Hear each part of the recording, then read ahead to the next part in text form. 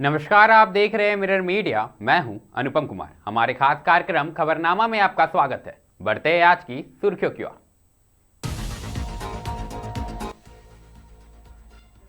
हजारीबाग में चोरों का तांडव। पंचमुखी हनुमान मंदिर से देर रात सेंध मारी, दान पेटी तोड़कर नगद लेकर फरार हुए बदमाश।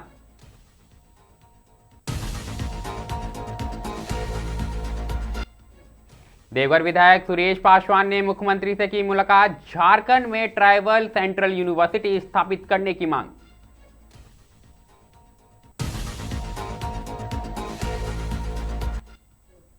गोड्डा की जयंती मिस इंडिया ग्रैंड फिनाले में चयनित, जयपुर में करेगी झारखंड का प्रतिनिधित्व।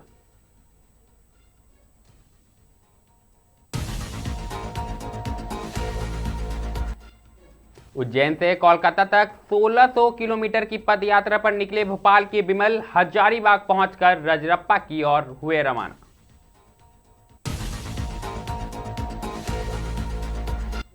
पूर्वस्थली में गंगा पर बना बांस का ब्रिज हुआ वायरल, युवाओं में बढ़ता वीडियो का क्रेज बना चिंताजनक।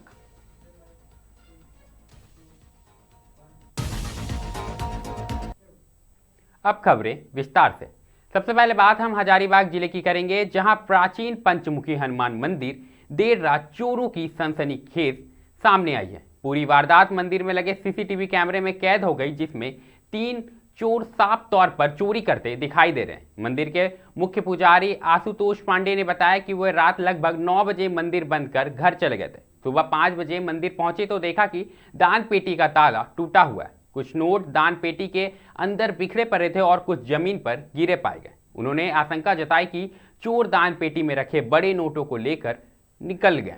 इसके बाद उन्होंने तुरंत इसकी सूचना पुलिस और स्थानीयों को दी। घटना की सूचना के बाद थाना प्रभारी निशिकांत केरकट्टा टीम के साथ मंदिर पर पहुंचे और जांच शुरू कर दी। पुलिस ने सीसीटीवी फुटेज खंगाल लिया है और उस दिशा के कैमरे को भी जांचा जा रहा है जहां से चोर भागे थे। थाना प्रभारी ने कहा कि आवेदन मिलते ही मुकदमा दर्ज कर कार्रवाई की जाएगी और चोरों को जल्द ही गिरफ्तार किया जाएगा। वहीं इस प्राचीन मंदिर में चोरी की वारदात से स्थानीय लोगों में भारी नाराजगी है। लोगों ने इलाके में पुलिस पेट्रोलिंग बढ़ाने और रात के समय सख्त निगरानी करने की मांग की है। पूछते हैं कि बाबा कहाँ पैसा चढ़ावे, कहाँ दान पेटी है, तो हम सबको बताते हैं कि अपना दान पेटी में जहाँ भी रखो पैसा आपका तुम्हारा सुरक्षित है। सबको दान पेटी में पैसा डलवाते हैं। रात में हम 9 बजे मंदिर बंद करके यहाँ से गए, सुबह 5:30 बजे मंदिर खोलते हैं तो देखते हैं कि बाहर में चाबी 2-4 को फेंका हुआ है। जब हम देखें कि चाबी कोई हो सकता है ताला दान किया होगा। जब अंदर मंदिर गेट खोलते हैं तो दान पेटी कटा हुआ है, पैसा यत्र तत्र छिटा हुआ है। तो सामने बीरू भैया थे, इनको हम फ़ोन बुलाए कि भैया देखिए क्या हुआ। देखते हैं तो कटा हुआ है। क्या है प्रशासन को क्या कहेंगे? ये तो बहुत लज्जाजनक स्थिति है कि घर तो घर, अगर मंदिर वगैरह में भी अब चोरियां हो रही हैं, सारी चीज़ें हो रही हैं, तो ये एक दुखद घटना है, इसको कहा जा सकता है। और लोग लगता है कि किस ढंग से अब अपने आप को सुरक्षित महसूस करें, इसके बारे में अब आदमी नहीं। अगली खबर देवघर से आई है, जहां देवघर विधायक सुरेश पासवान ने मुख्यमंत्री हेमंत सोरेन और कल्पना सोरेन से मुलाकात कर झारखंड में ट्राइबल सेंटर यूनिवर्सिटी की स्थापना का महत्वपूर्ण प्रस्ताव रखा है। उन्होंने कहा कि आदिवासी बहुल राज्य होने के बावजूद झारखंड में आज तक एक भी ट्राइबल यूनिवर्सिटी की स्थापना नहीं हो सकी, जबकि राज्य की लगभग 26.3% आबादी अनुसूचित जनजाति समुदाय से आती है। विधायक ने मुलाकात के दौरान मुख्यमंत्री को एक विस्तृत मांग पत्र सौंपते हुए कहा कि ट्राइबल सेंटर यूनिवर्सिटी की स्थापना से उच्च शिक्षा, शोध, आदिवासी भाषा संस्कृति के संरक्षण तथा कौशल विकास को नई दिशा मिलेगी। उन्होंने विशेष रूप से देवघर और संथाल परगना क्षेत्र को इसके लिए उपायुक्त बताते हुए कहा कि यहाँ विश्वविद्यालय खुलने से क्षेत्र के आदिवासी युवाओं, शोधकर्ताओं और स्थानीय प्रतिभागियों को बेहतर सुविधा मिलेगा और नए नए अवसर शामिल होंगे।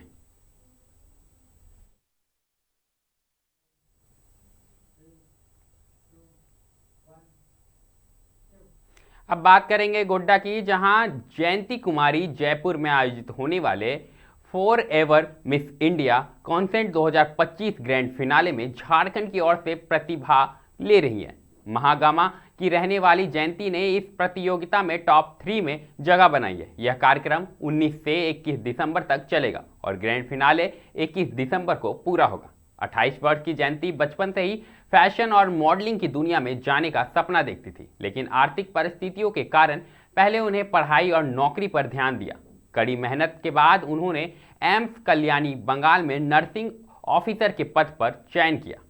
सरकारी नौकरी मिलने के बाद उन्होंने अपने पुराने सपने को पूरा करने का फैसला किया और मॉडलिंग की तैयारी शुरू कर दी। जयंती ने 9वीं से 12वीं तक की पढ़ाई नवोदय गोड्डा से की। इसके बाद उन्होंने रांची रिम्स में BSc नर्सिंग की पढ़ाई पूरी की और 2020 में पास आउट हुई।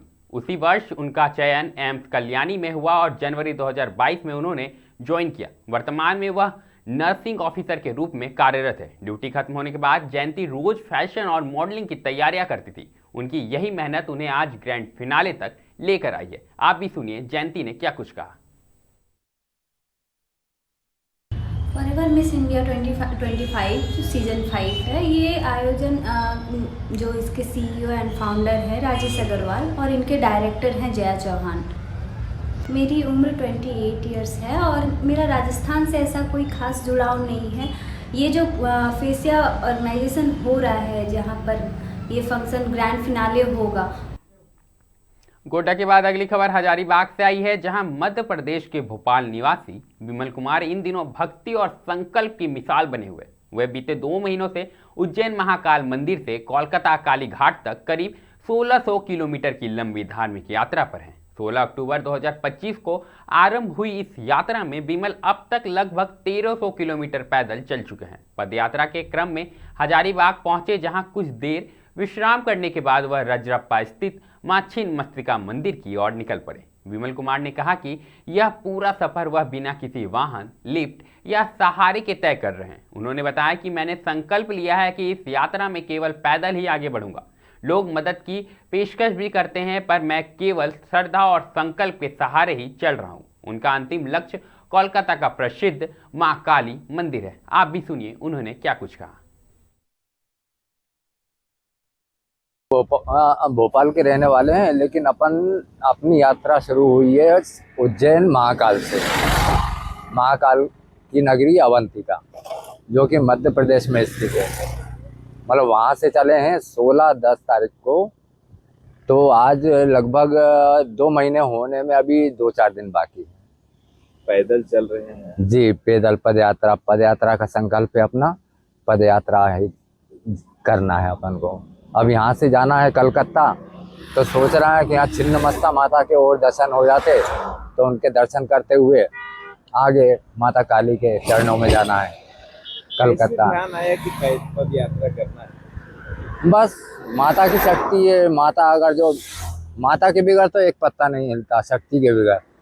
उन्हीं का आदेश हुआ, उन्हीं का बुलावा हुआ। तो झारखंड के बाद अब रुक करेंगे पश्चिम बंगाल का, जहां कालना गंगा नदी पर बना नया बांस का टेम्पररी पुल अब सिर्फ पारागमन का साधन नहीं, बल्कि कंटेंट क्रिएटर्स के लिए रील और वीडियो शूटिंग का हॉटस्पॉट बन चुका है। जी हां, पूर्वस्थली से इंद्रपुर जाने के लिए बनाए गए इस पुल पर अब 10 रुपए में लोग गुजर सकते हैं, लेकिन दोपहर से ही पुल पर युवाओं की भारी भीड़ देखने को मिल रही है। फेसबुक और यूट्यूबर पर वायरल वीडियो बनाने के लिए युवा पुल पर डांस, जंपिंग और अन्य वीडियो का शॉट लेते नजर आ रहे। इस भीड़ के चलते पुल के आसपास मेला जैसा माहौल बन गया है।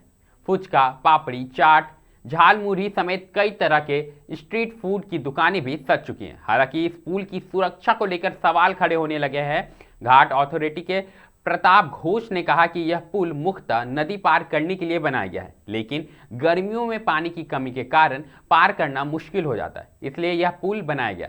हम सभी कंटेंट क्रिएटर्स को चेतावनी दे रहे हैं कि वीडियो बनाने के लिए खतरनाक गतिविधियों का इस्तेमाल ना करें।